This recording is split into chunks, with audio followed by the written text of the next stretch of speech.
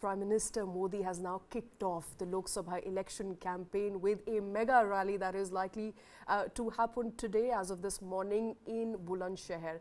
Projects worth 19,000 crore rupees are to be unveiled in that rally, and Prime Minister, of course, Krishnakumar joining us here in the studio. Krishna, it appears that Prime Minister Modi's development drive has now started, after the mega Mandir ceremony that we saw on 22nd of January.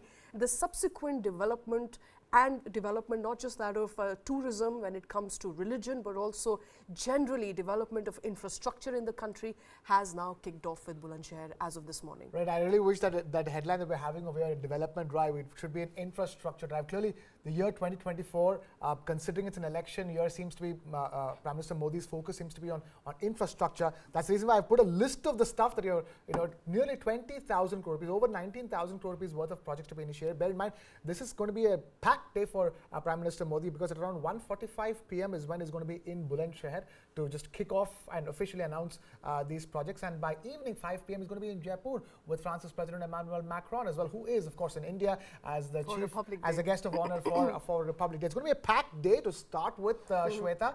But let's quickly go through what are the projects that are going to be inaugurated. One is the dedicated freight corridor that's going to be inaugurated by Prime Minister Modi, and that is going to be inaugurated in Bulandshahr, in New Khurja and New Rewari. It's going to be a double-line electric corridor. It's a freight corridor. Bear in mind, so that is one project that's going to be inaugurated. Also, the fourth line connecting Mathura and Palwal section is going to be inaugurated, and Chipiana, Bujurg and Dadri section yes, as well. These are railways and freight corridors that are going to be initiated. That's part of the 19,100 crore rupees that you were talking about. There are going to be multiple road development projects as well that are going to be initiated, which will include the Aligarh to Bhadwas, 4-laning work that's going to be inaugurated as well. There's going to be Meerut to Karnal border via Shamli that's going to be inaugurated as well, and a 4-laning of Shamli to Muzaffarnagar section as well. So there is going to be the rail development, infrastructure development, and then there's road development. We're not done here. There's going to be the Indian Oil's Tundla-Gavaria pipeline, which is also going to be inaugurated. So that's the kind of development drive.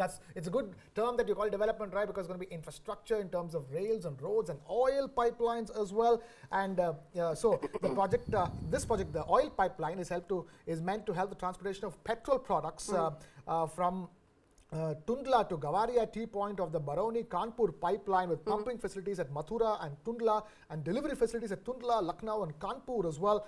So Prime Minister is going to be also inaugurating the integrated industrial township at Greater Noida, very close by to where we are sitting and having this conversation right here in Noida as well. It's the IITGN, Integrated Industrial Township of Greater Noida.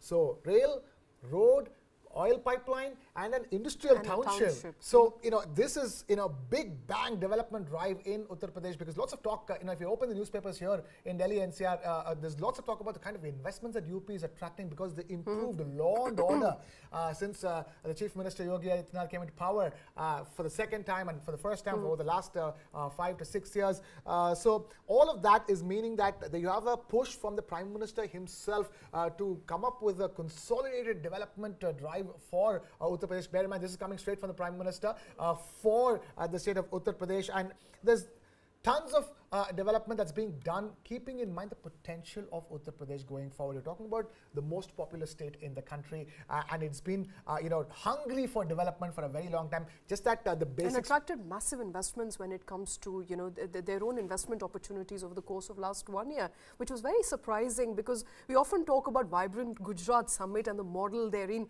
but UP, getting the FDIs, the kind of FDIs, at least the deals that were inked on paper, even though we don't know much whether there's a realization of that FDI dream or not, but massive, investments were promised at the Invest in UP summit. Oh, absolutely. Look, let's take all these investor summits as seriously as we can, because the moment we talk about investor summits, I think there's a lot of skepticism about the fact that they just come and announce, it never really happens. But I come from the state of Tamil Nadu, and I know it for a fact that a lot of these things, many things do end up happening. And the classic examples in this country are Gujarat and Tamil Nadu and Maharashtra, and now it is time for UP. It is time for where we are sitting here and having this conversation right here in Noida and all across UP, not just in Noida. So that's the reason why you're talking about these rail corridors and road development projects in the interiors of UP. At the same time, an integrated industrial township in what can only be called the first cosmopolitan city of UP, which is Noida and Greater Noida as well. So this is a great shot in the arm for UP. First, it was at the state level where so many things got sorted, so much of bureaucratic hurdles got sorted.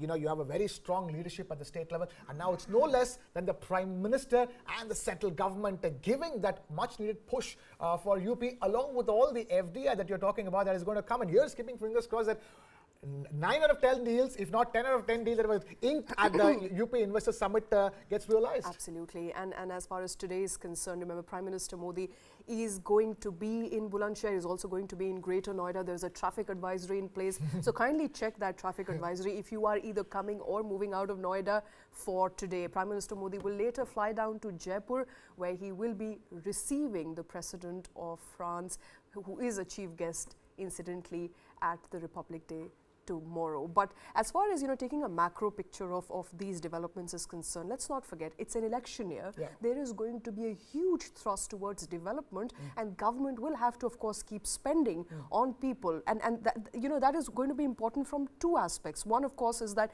you need to get those numbers up when it comes to consumption, when it comes to drive to develop the country, to bring people out of inflation, country out of inflation.